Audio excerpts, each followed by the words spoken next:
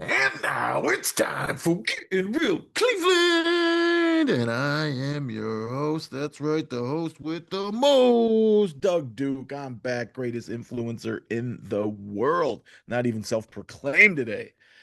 Whew, I am here with Mr. Cleveland Film. Mr. Cleveland Film, Mike Went, how you doing? I am great because we're going to talk about two fantastic movies that are currently in theaters that you should go see Brand as soon new, as possible. brand spanking new. Yeah, they're both I don't know how long they'll be there, but the first one is right there. Teenage Sex and Death at Camp Miasma. hmm Wow. What a film. I obviously saw this at our beloved Nightlight. I think the Nightlight, not only is it my favorite theater, it's my favorite theater, I think, in the city.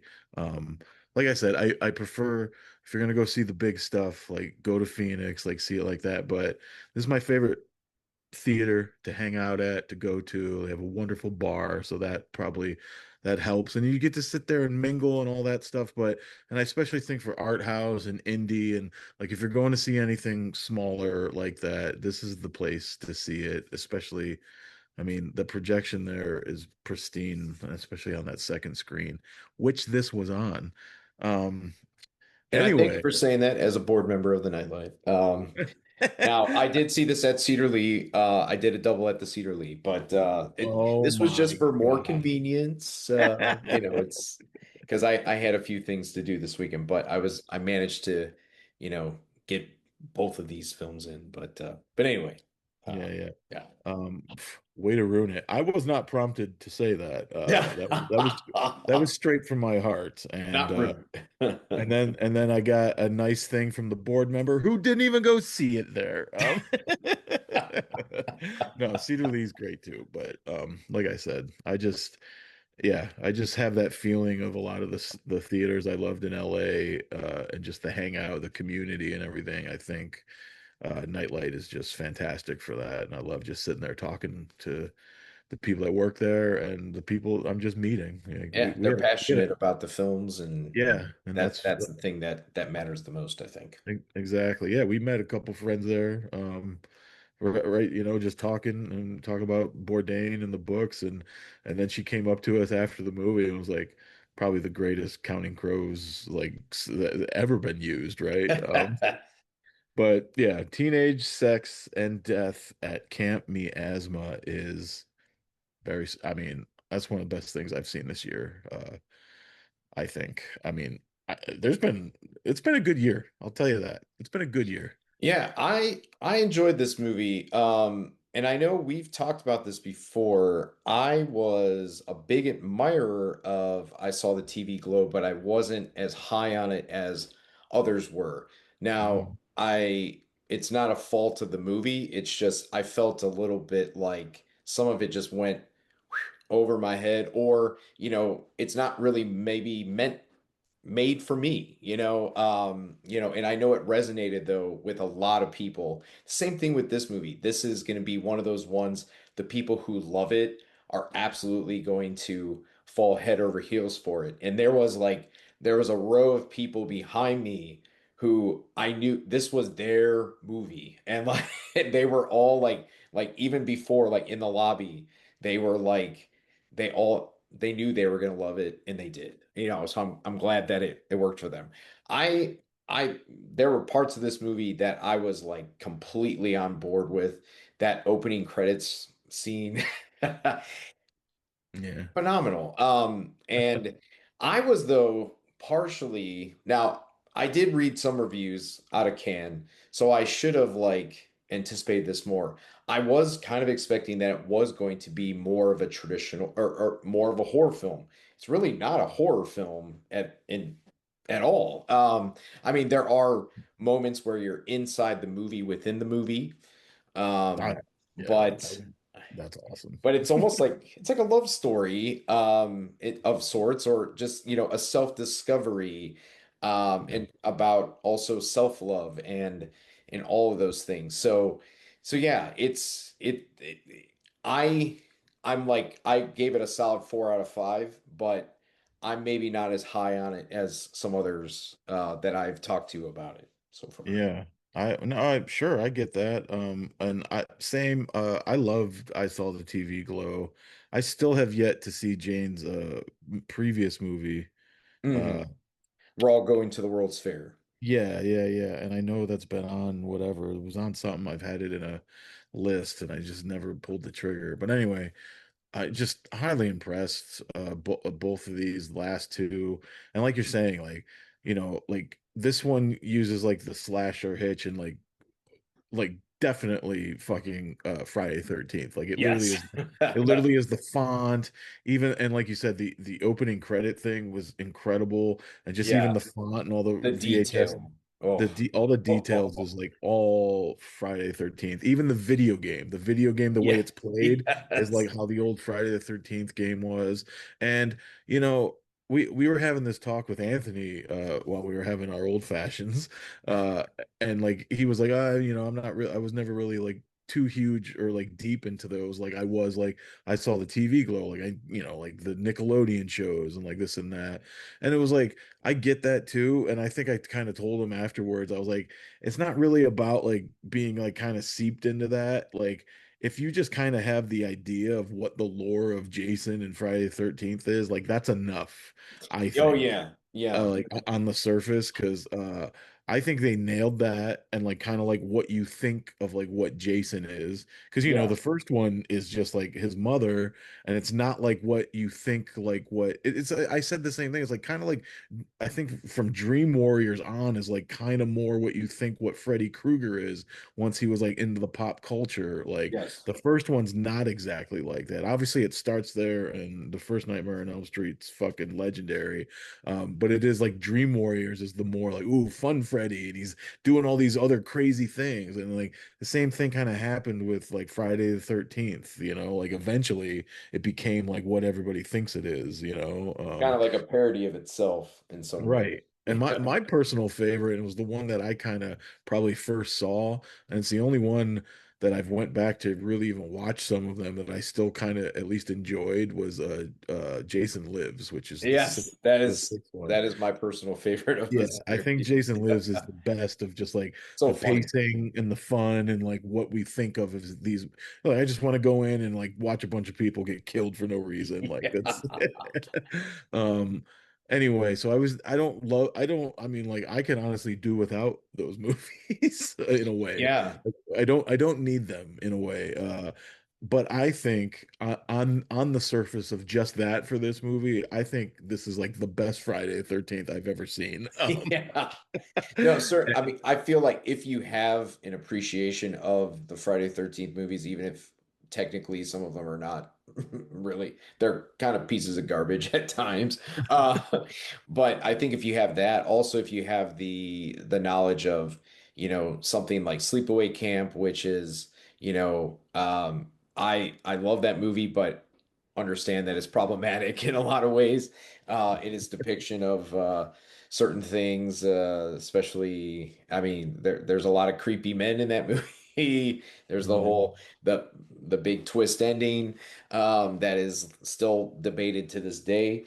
And so I feel that Jane Schoenbrunn really wisely kind of like acknowledged all that, but then put their own spin on this because I'm guessing there has to be some, and I in their interviews they kind of have given some hints of this, but once I saw the TV Glow came out and was very critically hailed, I'm sure they were thrown a lot of things. It was like, hey, you're a trans filmmaker, please, put your spin on this kind of thing, Yeah. and to that point, there is this kind of, it's like you get this you have this kind of romance, with Hannah Einbinder's character and Gillian Anderson. They're both fantastic, but then you also So have good. these funny moments of the making a movie in the current climate. There's that Zoom scene, which Oh is, my God, so God, that good. was hysterical. No, well, yeah, like what you're saying, I'm gonna just quickly agree with. Sure. I almost feel like Jane got offered to do a Friday the 13th movie. Probably. Yeah. Um, yeah, and the fun, Kevin McDonald kills in the fun of this movie. Oh, yes. He's, Yes. she was like, he's like, oh, I played a part and whatever. And then like when she's watching it the first night, he's like at the end, and it just kills. Yeah. So funny. But yeah, I loved all of that. I love like seeing the movies and yeah, probably the second best part because the best part is I'll talk about that in a Oh, second. yeah. Oh, But yeah. Yeah. but I think I know what you're trying to say. yeah, yeah, I know you do. But Yeah. when she screens the movie for her though, and then we like go into the movie, and then Yes. sometimes we come back out and we're behind them watching the movie, and then we go back into the movie. Like That that was was very creative. it was Yeah. incredible. It was creative, and then you start getting caught up in the movie. Like again, it's a Friday the 13th movie and then yeah, and again, right now we're not even hitting the depth. You've touched on it a little bit, but yeah, like the actual depth of the movie and like you were saying, the problematic stuff, like that guy who Gillian Anderson's character that's in the first movie and then she like quit acting. Like that, what's he say to her? He's like, it's like going to the doctor. It's like getting a shot. Yeah. But this one feels good. And you're just like, oh. Yeah. Yeah. But it's exactly like you were saying. It's like all these movies back in the day, they literally had scenes like that, or it was just just total misogyny and rape and whatever you want to whatever it was and whatever you want to call it. It Yeah. was um so yeah, all that stuff on the surface was just phenomenal. But yeah, but then Hannah and Jillian are just I mean, especially Jillian too, like incredible performance. Yes. Yes. Kind of giving off like Sunset Boulevard vibes Yeah, and and they even like yeah. reference it, and it literally is, and then it just like turns into that. And then of course, like she's getting high eating KFC, so that's great. Yeah. Oh, It's- you like dipping sauces? I oh thought my that God, was the dip and sauce scene is insane, dude. It's so good. the extreme close up of the mouth. Yeah, I literally was like, man, Um, I definitely want some chicken fingers right now. but in some way, this is you know, I always kind of joke. It's like I mostly watch movies, so sometimes certain TV shows I don't watch. So I haven't really watched. I know what Hacks is, and I Hmm. understand that it's a very, acclaimed show, but I haven't really watched Hannah Einbinder on Hacks, or I haven't watched her stand up. So this was kind of my first exposure to her, and I thought she's great. I mean, I'm sure she's going to get a lot of roles. Now going on after this, Yeah. because she really gives. This is like a very physical performance. She really has to. I mean, I guess I'm like tiptoeing around it, but it's like ultimately, it's like she finds that she has trouble with sex, and she needs to. And she's never really experienced what it's like to climax, and and in the Mhm. way how um, Jane Schonbrun like kind of marries that with these like beheading scenes and these geysers of like blood. There's a lot of correlation there, I'm sure. Oh um yeah. and I'm sure some of this is, from what I've understand, is like a personal experience as well for uh Schonbrun, dealing with coming to grips with their own sexuality. So Right. yeah, I mean, there's a lot of things here going on. It's a very, yeah, I mean, it's a meta film, but it's also at its core like very heartfelt, I think, in a lot of ways. Oh yeah, for sure. And no, it is just everything that you're saying, and you brought up self-discovery, and it literally is finding yourself and finding what you like and how you like it and doing that in the right way or Yeah, whatever, figuring it out really. I don't want to say there's a right way. Um, right. But yeah, it is all of that.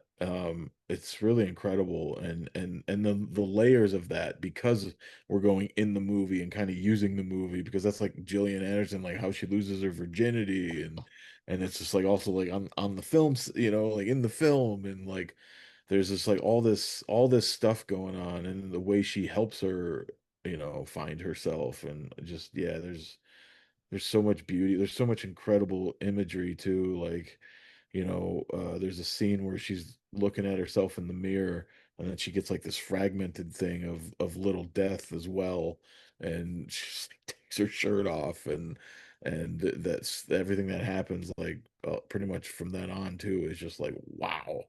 Yeah. There's the and then obviously what I want to eventually get to is the Counting Crows scene, and Yeah. and the wonder of little death. Yes. And then I mean just that again on the surface is phenomenal, but there's also like a deeper meaning behind that. It's hard to like try to navigate this right now because I don't want to give too many things away, Right. We don't especially want to what you were just saying spoil. about Yeah. gushing. I literally almost was like, well, like and see, I don't want to say it. So Yeah. Yeah. Yeah. Yeah. Yeah. so because it's brand new and I think everybody should see it. But I guess this is one of those polarizing ones too. Is like you're gonna love it or hate it. I don't think there's a middle ground probably. And I was definitely on the side of loving it because I felt like cinema to me. And it just kind of had everything. Yeah. No, And, I and I mean, love and there, I love what Jane's doing. I think she's doing incredible work. It's really, yeah, really amazing stuff. there's a couple things I want to point out. Like there's a viral clip kind of going around Instagram, but just showing that, they used matte paintings for certain scenes, and it was shot on 35. So yeah, I mean, I think for the, film nerds out there, I think you're really gonna enjoy this.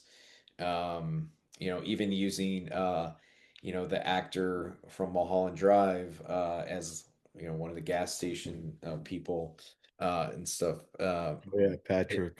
Patrick Fitchler, I Yeah, believe, yeah, or yeah. something like that. Yeah, just yeah. I mean, I almost feel like if I watch this again, it might niche higher, Oh yeah, but it's like it's one of those ones where it's like, wow, it's a lot to take in, just so many themes and everything. But yeah, really impressive piece of work, and it's not to belittle. I saw the TV Globe, but this one just worked better for me there personally. you go. Man, nice. No, yeah, it's especially film nerds. This is a feast. This is Yes. yeah, absolutely incredible. I just don't see, if you're really into most of this shit, I feel like you'll love it. For the most part. I don't know. I thought it was really great. And I like you, I was like, yeah, I'll probably give it four. And I was like, yeah, I should definitely go 4.5. I was like, I could probably go five, but let me get a second view in. Yeah. That's how I felt. But I felt deeply, and I felt that way and I saw the TV glow. I mean, there's a part towards the end of that, the scream is Hmm. Hmm. just fucking shattering, which is the point. And then also, what's Jack Haven is the name. Um Correct.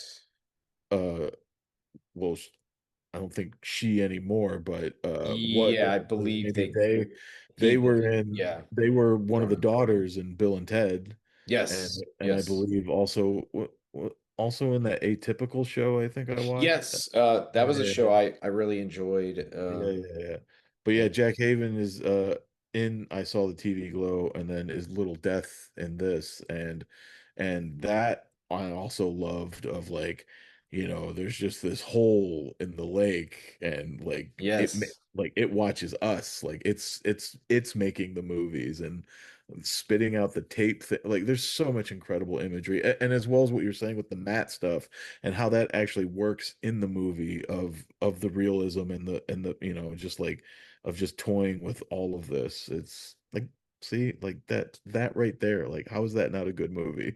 Yeah. I one of the things that I wrote in my letterbox review is that part of this movie made me think of my freshman year of college where you would go like door to door and like I used to like to look at everybody's like DVD collections, and almost everybody had a copy of Donnie Darko.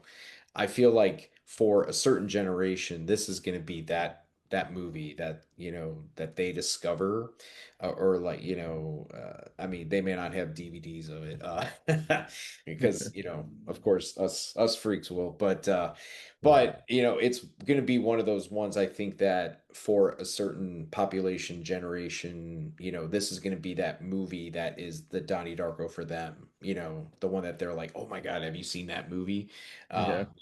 So and that's kind of special in a lot of ways, I think. Yeah, this stuff and this feels like a midnight movie. I think I read Jane say they wanted it kind of like that Rocky Horror thing where they kind of scream at the screen certain things Sure. because she brings up the split diopter shot and Oh like yeah, and then wants wants people to scream that at the end because it kind of Jane uses one of those at the end. Oh, sorry, I don't want to give away anything in the end. That's not yes, really giving yes. anything away, but great movie. And you should and Hacks. Oh, you should see Hacks. Hacks was really Oh, good. I should So that's definitely. why I know her, and I was like, oh well, she's great. And so it was cool to see her in this, and she's fearless, man. She really is. And you know, she is the daughter of a comedic legend, Laurie Newman. Yes. So Yes. there's that too. But Did she's you? good. She does her own thing. She's great on that show. She's great in this. I look forward to anything that she's kind of doing, and definitely whatever Jane's making. Like I'm there. I'm gonna own this. Good movie. All right, let's move on to the other big movie this weekend that we both saw. So you saw both of these at Cedar. Yes. Yeah. You did a So double. I saw them in the opposite order, though. I Oh, saw you Tony did? first, Okay. and then I saw Camp Okay. Miasma at 10 o'clock, as usual. Yeah, I went there. I went to Phoenix again. Saw Tony in Phoenix because I needed that sound for this movie. No, I did though. It was awesome to see it there. Matt Johnson, what a year he's having, huh? Like, Yeah. Yeah. could you think of two totally just completely different sides of the spectrum of movies? Yeah. No, this will likely go on my top 10 list of the year. I thought it was wonderful. And it's just you're right though. Like I mean, Nirvana is its own beast of, and I mean, they probably had like maybe 10, 15 crew members on that at most. And then this one is very much more of a traditional story, but you still have so many funny moments in this film, I think. Yeah. And you're seeing Anthony Bourdain, but he's never really called, you don't really know, and it's not really like fully known that it's the Anthony Bourdain. You just know this guy is Anthony or Tony, whatever they call him. But the one impressive feat about this feature, about this film is, and I don't know what is exactly fact and whatever was made up for the movie. I'm sure there was certain creative liberties. This guy kind of kind of piece of shit at a lot of times, making up lies, constantly just, twisting the truth. And really it's like, he goes to this place for a girl, but then ultimately grows up this particular summer by getting this job at a restaurant. And I think the Antonio Banderas character I read is a amalgamation of like several people who mentored him, but the relationship between Tony and Antonio Banderas's character, who I think is just called Chef. I don't think you ever really get a Yeah, it name. is. Is just so cool. I mean, it's just such a, really like Antonio Banderas, I always thought is a very great actor, but I think this is one of the better roles that he's had in some time. And yeah, I don't know. I really, it's a great summer movie. It's a coming of age movie, which is like one of my favorite genres. Yeah. I just really fell head over heels for this one. I mean, So I don't, I'm interested to hear what you thought. Yeah, no, I mean everything you said I agree with, and I finally just like wrote my review, and I think I started glowing a little more about it as I was like thinking about it and writing about it, and I was like, yeah, this was just so fucking good. And I just kind of, I kind of knew that, and like Kelsey was like, "You don't like bio movies." I go, "That's not true." But the majority of the shit that we get, it's all such like heavy-handed, like on the, like I always bring it up. I go, "Since Walk Hard," because a lot of them are just music bios. Like they're just making the movie like that, but they're not. It's they don't realize that they're a joke. Where Walk Hard isn't, you know what I mean? It's a comedy. So like. And I just like those movies are so kind of pathetic. Like they just suck to me. Like they're just Sure, so like, you know what I mean? Like, I mean, I don't even really love the Doors movie. And that was a long time ago because they do shit where like, what are you gonna do when the music's over, Jim? And it's just like, did somebody say that? Did somebody really fucking say that? Or are you being fucking cute? And don't get me wrong, maybe there's a moment or two in this movie that maybe something like that happens, but I honestly am not like deep into Anthony Bourdain. What I do know of him and the things that I've seen, I love that guy for sure. yeah, But I never got into him like crazy, and I still want to. So this to me could have literally just been a coming of age summer tale, and it could have not even been about Anthony Bourdain, and it still would have been great. Because it is just like this mid 70s sun-soaked Cape Cod summer, and you're just hanging out, working in a fucking kitchen, getting drunk, chasing a girl, chasing your dreams, figuring yourself out, doing drugs, like figuring yourself out. That's a wide spectrum of everything. yeah, Um, and it's amazing for that. And PTA's boy, Buddy, who's worked on all this shit, Michael Ballman shot this yes, with Matt yeah. Johnson, No, and it's incredibly, and I believe I think it was on the RE35, I think the yes. Alexa, so I, it's technically digital, right? But yeah, I think you're right. And yeah, I mean, he captures some of those sunsets so well. The other thing I want to point it out is our boy Leo Woodall I was gonna get from there, yeah. Tuner. Man, he almost walks away with this movie a couple times. He is incredible. And I said it's the same thing of like the different spectrums of Nirvana and Tony, Leo and Tuner and this role, like Oh yeah, just he has no completely different. I fear. mean, you you think Tony's a piece of shit in this movie. Leo's Yeah, character fucking sucks, right. but but he's human. Like but you still end up caring about him because he's human.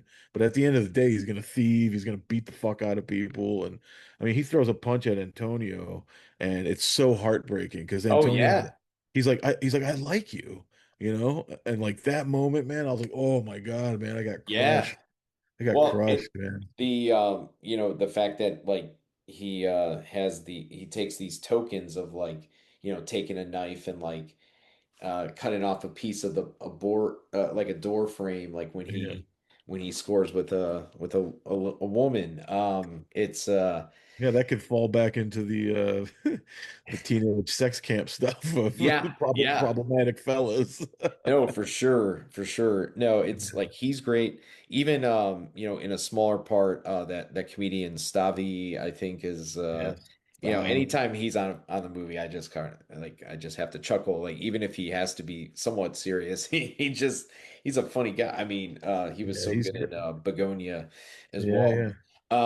But no, I love it. I mean, the soundtrack has Incredible. like some deep cuts from that era. And yeah, it's just I think of it like this. It's like we were all 19 at one point and we did not, we're not perfect. And I think this kind of shows that and I'm sure, like I said, once again, creative liberties were taken, and who knows, was he really like this? But those are the experiences that help make us to become the men that or women that we are. Yeah. So it's yeah, I mean, I think it's very smart because like they could have made a very traditional, soup to nuts, start in 1975, go to the present kind of thing. Oh, fuck that. But yeah, but no, I think by focusing on And this time frame, I think that was smart. And I think that's what's always impossible with these movies when you're literally trying to do a whole thing on somebody's life. Like, and that's why I still even love Ali. Like, at least that stops at Rumble in Hmm the hmm Jungle. And like he even had a plan of like, oh, now we can maybe do this section, which it sounds like what they're doing with that Michael movie, by the way. They're gonna make because that was actually very successful. They Sure. are going to continue that. But that is exactly my point of these movies. It's like, come the fuck on. Like, sorry, whatever. I didn't see it. And I'm sure it's like that Bob Dylan movie. Like, I didn't hate that one, but it's the same thing. It's like, yeah, it's easy to watch because just play Bob Dylan songs. Like, no, you know what I mean? Like, Right, right. you know what I mean? It's not going to be, but But some are that does worse have than some others. similarities because it's like Bob is kind of, in that movie, he's kind of annoying, kind of a piece of Yeah. shit, kind of, Yeah. Well, like no, and that's what I loved about this yeah. movie too is, there's no they don't try to paint it just is. It is what it is. And like you were saying, we all, yeah, at 19 when you want to do something, you want to be this writer and then you're just lying because you're like, yeah, I got it. And then you didn't and you run away I got all that, you know what I mean? And there's no fault there because again, like it's the same thing even with Leo's character, who's a little, darker. Uh, you still feel the humanity in the Hmm character. So, it's easy to be like, ah, this piece of shit. But I mean, if you have empathy in your heart, you see the good and bad, and you can also take in like what you're saying, like, well, okay, this is this specific period of someone's life, especially at 19. Yeah. Yeah, dude, you don't know shit at 19, and when you think you know everything, and yeah, dude, you're gonna lie because you're trying to become whatever you're gonna become, and that's what this movie is. Fail, fail, fail, fail, fail, till you finally land somewhere, right? I mean, Yeah. that's really life. It's all about failing, and I don't think that ever stops, even Yeah. even if there is success. No, absolutely. And then yeah, but so like I was saying, like this could have just been anybody's kind of story. And I'm sure, like you said, I'm sure there's probably liberties. I don't know how much he's stuck to, because if anything, it's really just based on Kitchen Confidential, which I've never Yes. read. Stories from Uh, that. Yeah. but yeah, so it's probably just kind of taking that and kind of making it its own thing and taking enough. But at the end of the day, it does add a little extra weight because you know who it is. Because there was definitely a moment towards the end that I started getting a little choked up because you kind of know, obviously, What's gonna happen? what happens, Yeah. and that's pretty cool. So there was a little extra weight there where maybe I wouldn't have gotten that if it was just like this kid and then you just see him go to the CIA. But yeah, but I do want to jump back real quick before we're done and just again just echo and praise Antonio Banderas. Yes.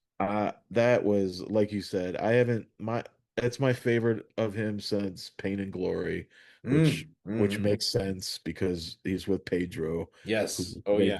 made a Yep. handful of great films together. And that's what I just kind of said. It was just great to see Antonio get a role that he deserves, fucking chew the fuck out of it and eat.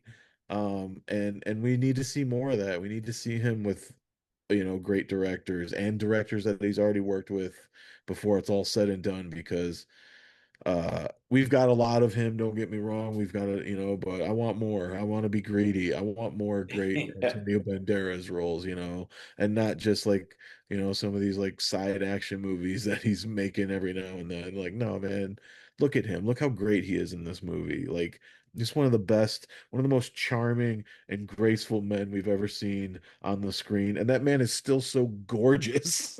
Yeah. He really is a good looking dude, man. He really Yeah. is. And and that also goes inside and out, man. That guy has a phenomenal soul. Like you see it, you feel it every time. Doesn't matter what, man. Probably even in Spy Kids to Zorro to again the Pedro films to something like this. And Desperado. Oh I God. love So Antonio good in that. Banderas, Yeah. man. He's just the best. He's the coolest. Yeah, I want to also shout on this movie, the score by Jay McCarroll, who is, Matt Johnson's co-star in Nirvana, the band, the show. Or the movie. Yeah. I think it really, it kind of it he nails it. It's like sometimes you hear a score, it's like it just fits the vibe of it. And then I also have to give a quick shout out to my former boss from the movie White Boy Rick that I but Charlie was the location manager from that, and Charlie Harrington is his name. So anytime if there's a movie shot in Boston, usually Charlie Harrington is the location manager. And Oh, that's sure awesome. enough, when I looked at the credits, there he was. So Oh, nice. shout out to you, Charlie. Oh yeah, man, that's awesome. Yeah, man, great fucking movie. Both of his movies, if it was I had a top 10, deserve to be in it this year. Yeah. And the other thing I knew I was gonna like it, I don't like bios, but I was like, we're in good hands here because I already like most of his movies. But when he made Blackberry and we went and saw Hmm. that, I was like, Hmm. oh, I was like, because that's also just like taking whatever that story and probably obviously made his own liberties in that one too. Yeah. But and then my boy, fucking Glenn Howerton. Yeah. I'm a huge Sonny fan, so Glenn was so good in that movie. But yeah, I just knew like because of Blackberry a handful of years ago when I was like, okay, he's doing this now too. I was like, Tony's probably going to be good then because Blackberry was good. Yep. Great Yeah. movie. He's a We got talent. two great movies this weekend. There might have been, I don't know, something else probably came out too that I still got to fucking see. There's a lot coming out. It's hard to keep up now. And I Well, and yeah. I keep and we keep watching other shit, so Well, it's like traditionally August, towards the end of it is like in years past has been a dump month. So it's like, and in some ways, like they've been stacking all of these movies that, at like along the way. Obviously, you still have to contend with Spider-Man and Odyssey, which are still killing it at the box office. yeah. But, seek out these ones. Even this weekend you got the Coyote versus Acme, which that has its own. That's going to have a documentary at some point, just because all the Yeah. shit that it had to go through. But I'm glad that we're getting these like good quality movies in this time of the summer where they tend to just kind of throw a bunch of things, Yeah. at us. But And if those two movies can make $1 billion, that shows that people go to the movies. And so, to all of those other people that rarely go and only go because it's like these huge events, like go see other cool movies too, because they're also worth your time. And it just doesn't need to be the biggest fucking production ever. for Like sure, you can just go see a kid grow up in the summer of fucking Cape Cod in 1975. It's great. yeah, What's wrong? So there's that. And like you said, Coyote versus Acme comes out, and Idiots and Ridley yep, Scott's Dog Stars that I want to see. And T2's coming back out. Oh oh my yeah, God. And then God knows what else, man. There's gonna be so much. I feel like again, man, it's been a good year. Been a really good year. And it was great talking about both of these. It was a great weekend to go to the pictures.